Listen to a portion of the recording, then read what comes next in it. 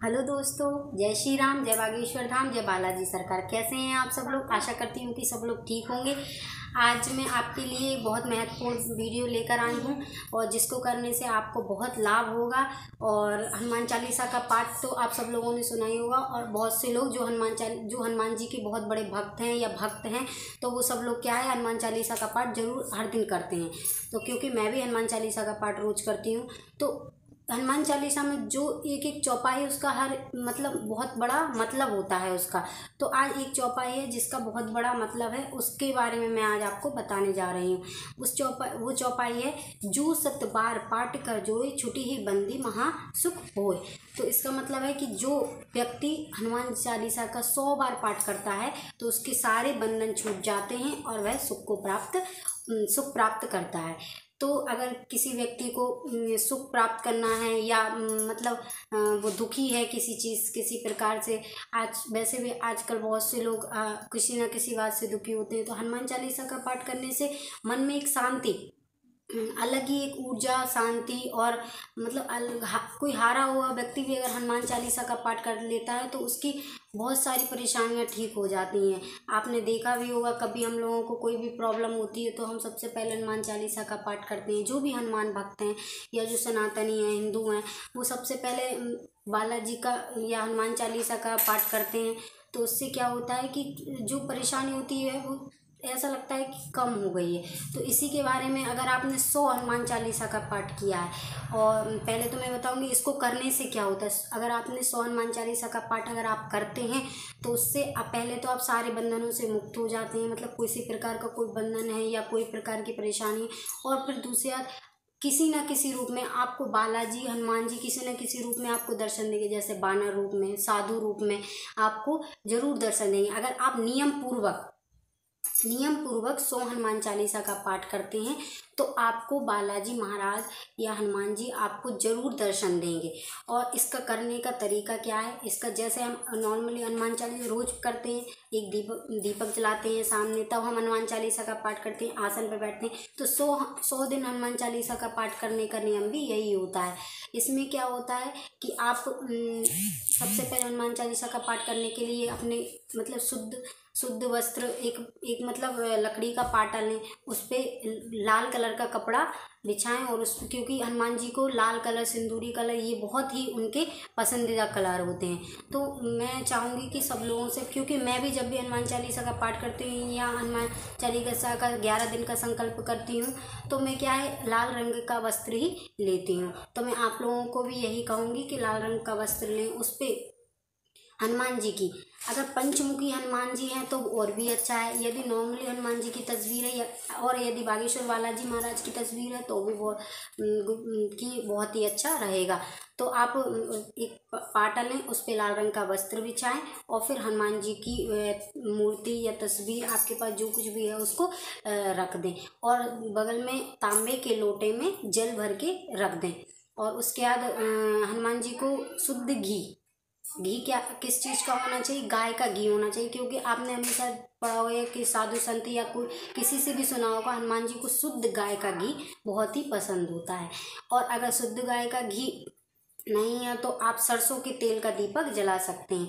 और चमेली का तेल भी हनुमान जी को बहुत ही पसंद होता है। इन तीनों से आप किसी का भी दीपक जला सकते हैं। और उसके बाद आप दीपक जलाएंगे। और सिंदूर, सबसे फेवरेट उनका रहता है सिंदूर। अगर आप स्त्री हैं, महिला हैं, तो आप सिंदूर वैसे तो हम हाथ से तो नहीं चढ़ा सकते।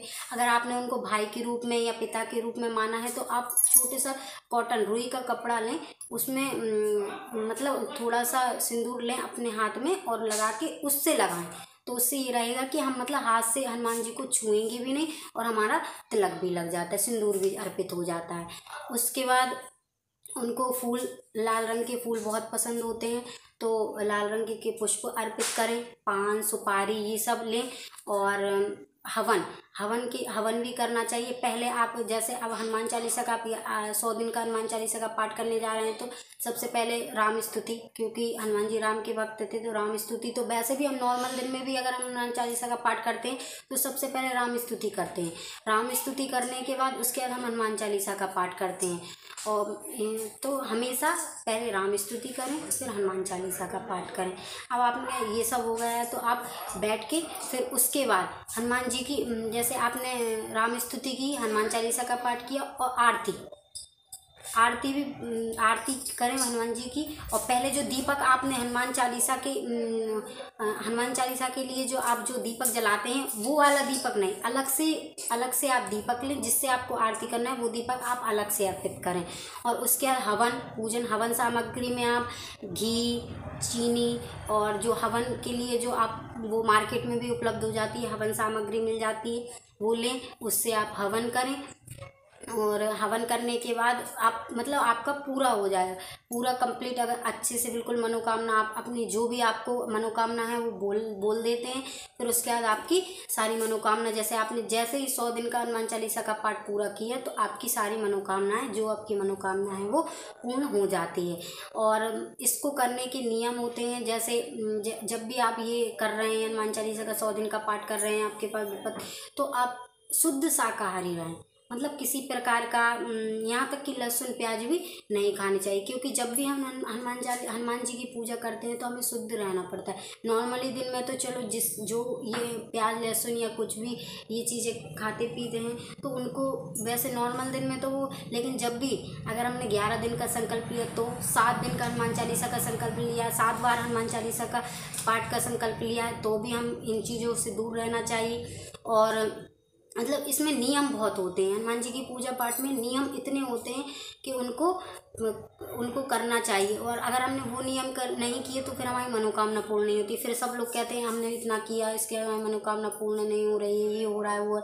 तो आप वैसे भी आप हमें पता है हनुमान जी कितने उनको मतलब ब्रह्मचारी हैं, तो उनको और ब्रह्मचार्य का पालन करना, जो भी शादीशुदा व्यक्ति हैं अगर वो हनुमान चालीसा का पाठ करें तो उन्हें ब्रह्मचार्य का पालन करना चाहिए। और जब तक हमारा संकल्प पूरा नहीं होना चाहिए, किसी से ईर्ष्या मतलब लड़ाई झगड़े इन सब से भी दूर रहना चाहिए। मतलब अपने मन को पूरी तरह शुद्ध करने के बाद ये सब चीज़ें करना चाहिए, तभी हम लोगों की मतलब मनोकामना, जो भी हमारी मनोकामना में पूरी होती है। क्योंकि जब मैंने 11 दिन का हनुमान चालीसा का संकल्प का पाठ किया था तो बहुत नियम किए थे। और नियम ये होते हैं जिस समय हम पूजा करना, मतलब जैसे हमने मॉर्निंग के टाइम में प्रातः सुबह उठ के या 5 से 6, 7, 8 बजे तक मतलब ये पूजा हो जानी चाहिए। और अगर आप सुबह नहीं कर पाते हैं, आप बिजी रहते हैं सुबह, तो आप शाम को कर सकते हैं। लेकिन एक समय में जो आपने समय चॉइस कर लिया, जैसे आपने 5 से 6 बजे का समय चॉइस किया है तो 5 से 6 बजे पूजा आपकी हो जानी चाहिए। और अगर आपने शाम का समय मतलब शाम के टाइम आप पूजा करना चाहते हैं तो शाम के टाइम कर सकते हैं। लेकिन एक नियम, सुबह तो हम नहा धो के मतलब शुद्ध हो के करते हैं पूजा, तो शाम को भी हमें नहाना ही है। अगर आप नहा नहीं सकते, कुछ प्रॉब्लम है, तो आप आपके सारे वस्त्र आपको चेंज करने होंगे, उसके बाद आप पूजा कर सकते हैं। तो मतलब इसमें बहुत ही नियम होते हैं, उन नियमों का पालन अगर आप नहीं करेंगे तो मनोकामना आपकी पूर्ण नहीं होगी। और अगर आप नियम पूर्वक अपने मन को शुद्ध करके और बालाजी पर भरोसा रख के अपनी पूजा पाठ अर्चना अपना संकल्प पूरा करेंगे तो उससे आपकी सारी मनोकामनाएं पूर्ण होंगी। तो आज का मेरा सबसे बड़ा मतलब वीडियो बनाने का एक वो था कि मैं आपको इस चौपाई का महत्व बता सकूं। हनुमान चालीसा का पाठ हम रोज करते हैं, लेकिन हम उन चौपाइयों को नहीं समझ पाते जो उसमें दी हुई हैं। तो उनका भी एक चौपाई का बहुत ही मतलब उनका मीनिंग बहुत ही पावरफुल होता है, लेकिन हम लोग जान नहीं पाते। तो ये जो मैंने आज आपको इस चौपाई के बारे में इसका मतलब समझाया, तो इसका मतलब ये है कि जो 100 बार पाठ करता है हनुमान चालीसा का, उसे बालाजी किसी न किसी रूप में दर्शन देते हैं, प्राप्त होते, उनकी मतलब शक्ति या उनके आशीर्वाद प्राप्त होता है। और वह जो मतलब अगर किसी बंधन में फंसा है या उसकी कोई भी मनोकामना या कुछ भी पूर्ण नहीं हो पा रहा है, वो कोई मनोकामना मांग रहा है या कोई बीमारी दुख रोग इन सब चीज़ों से मतलब जकड़ा हुआ है या वो निकल नहीं पा रहा है, तो सबसे इम्पोर्टेंट काम मतलब सबसे अच्छा तरीका और मतलब उसका मैंने आज आपको बताया है कि 100 दिन का हनुमान चालीसा का पाठ आप करें। और उसका नियम, जो मैंने नियम बताया है, जो मैंने आपको बताया किस प्रकार से करना चाहिए, उसी प्रकार से करें तो आपकी कोई भी मनोकामना, कितनी बड़ी से बड़ी मनोकामना आपकी पूर्ण हो जाएगी।